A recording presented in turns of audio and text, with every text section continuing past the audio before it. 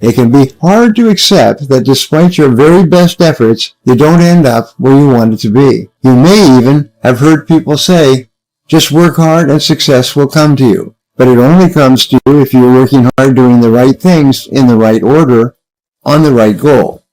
Remember, when I was young, I used to work as a farm laborer. I used to get up at 5 o'clock in the morning when it was still dark, and then be in the fields when the sun came up, and work all day until it was sunset. And I worked very, very hard on the harvest, but I sure didn't make very much money, and I sure didn't make very much progress, and I sure didn't help my career. So it's not enough to work hard.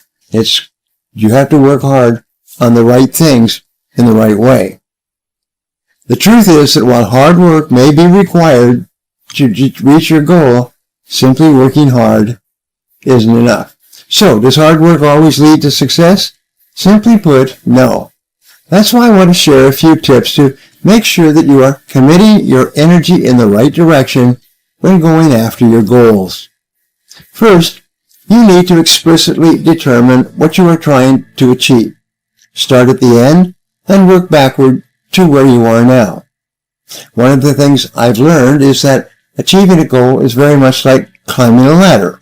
There are a series of steps, and you have to write down the steps on paper. This is another thing that I found is think on paper, think on paper, think on paper. The more time that you spend planning in advance, the more you'll accomplish and even faster.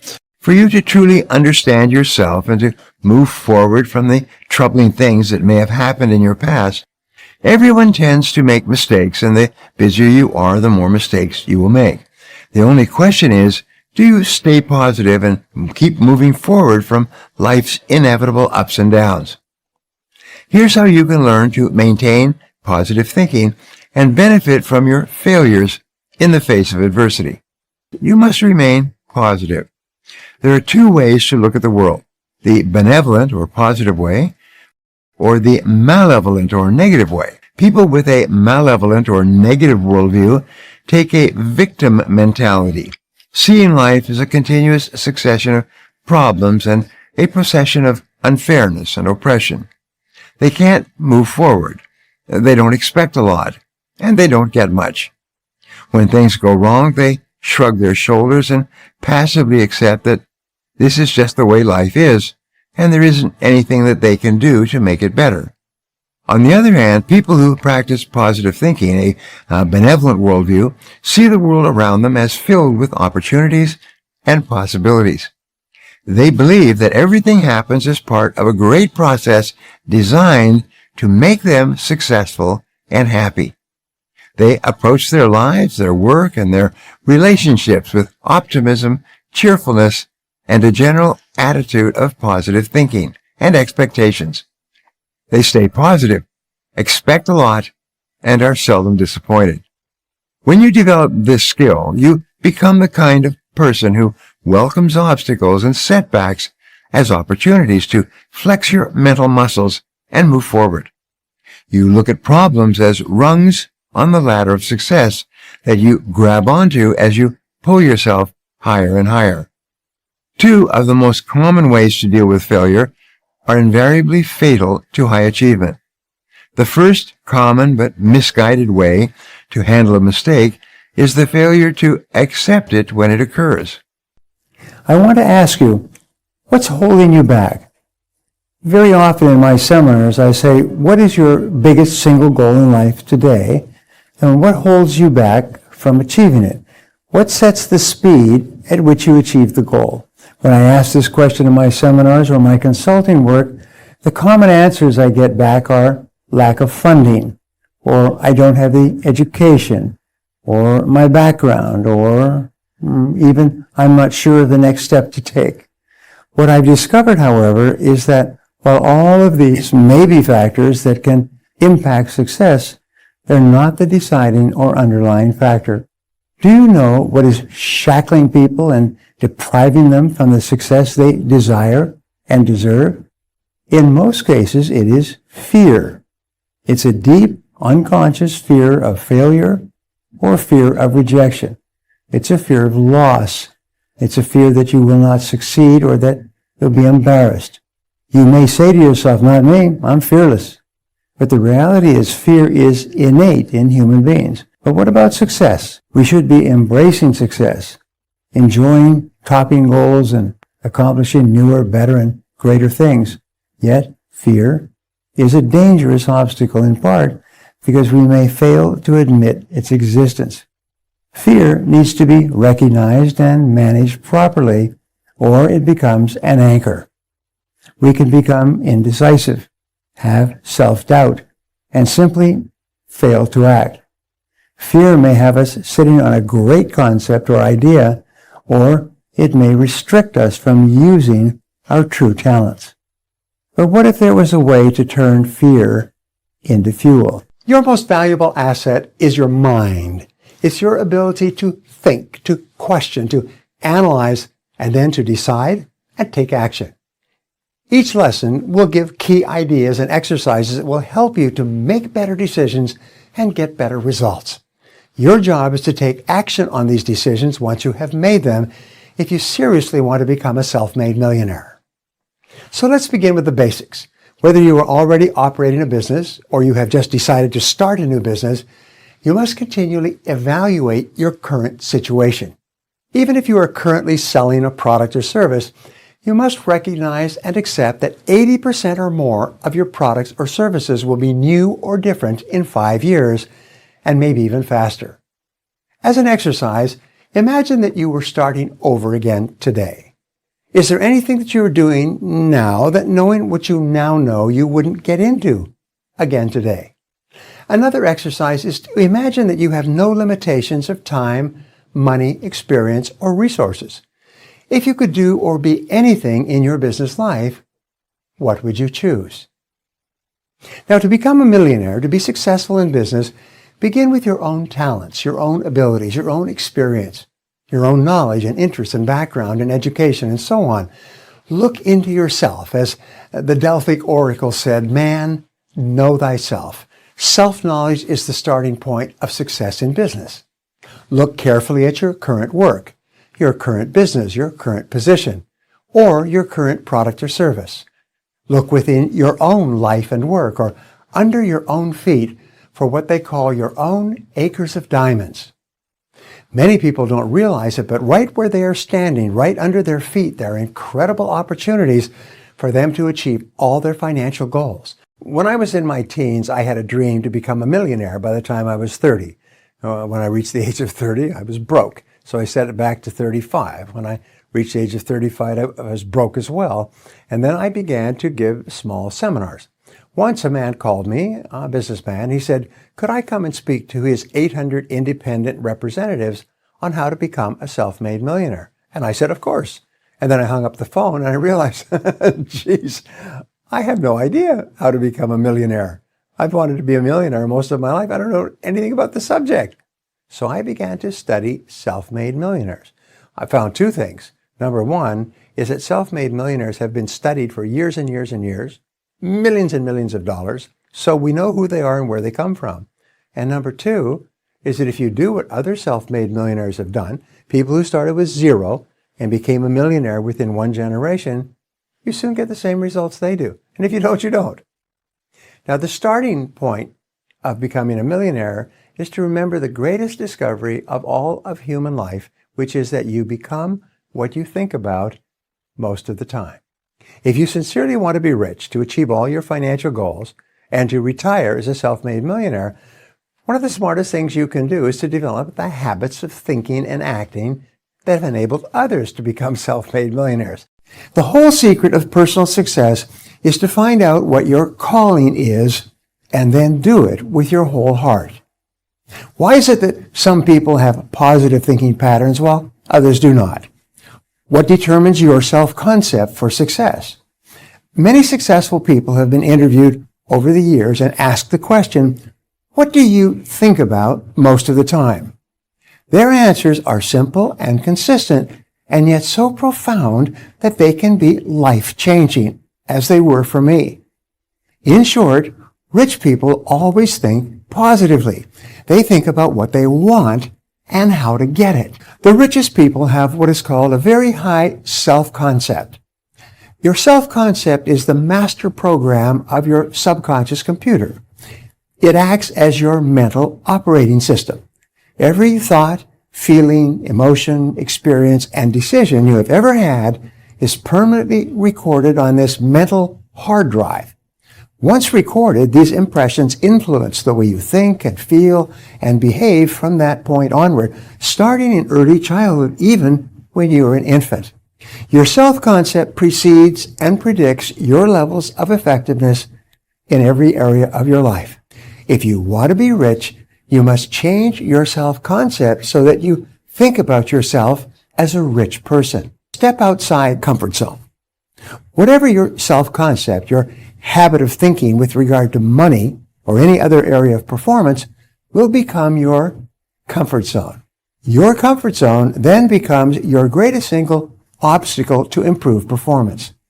Once you get into a comfort zone in any area, you will strive and struggle unconsciously to remain in that comfort zone, even though it may be vastly below what you are truly capable of achieving in that area, and especially what you are truly capable of earning. The key to achieving your full potential and to develop the same habits of rich people is for you to raise your self-concept through positive thinking patterns. It's for you to develop new patterns and habits of positive thinking about what is possible for you. The primary reason for financial problems in life is lack of self-discipline, self-mastery, and self-control. Most people have an inability to delay gratification and have a tendency to spend everything they earn plus a little more, which is usually supplemented by loans and credit card debt. One goal that we all have in common is that we all want to make more money.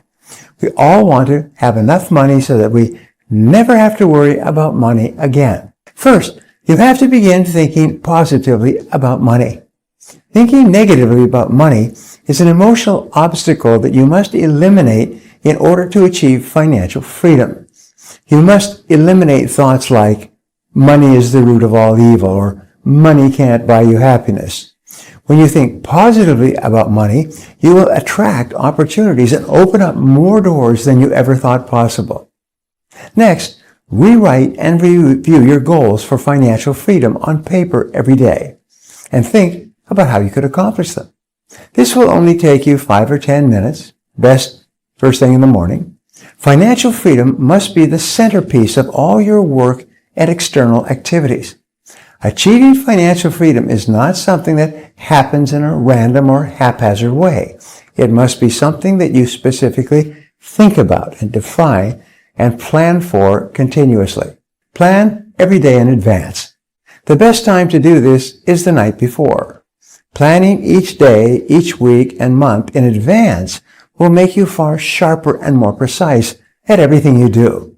You'll have better focus and a greater sense of self-control when you work from a plan. Your ability to increase your ROTI, or return on time invested, can enable you to accomplish vastly more in a shorter period of time than another person who is disorganized and sloppy. Developing good work habits requires that you think before acting. You make a list, and you set priorities on the list before you begin. Good work habits require that you consider the likely consequences, positive or negative, of what you're doing. There's a rule that says every minute that you spend in planning saves 10 minutes in execution. The more you think through and plan and set priorities on your work, the vastly more you produce and the more valuable you become. Having money in the bank gives you greater freedom and the ability to take advantage of opportunities when they come along.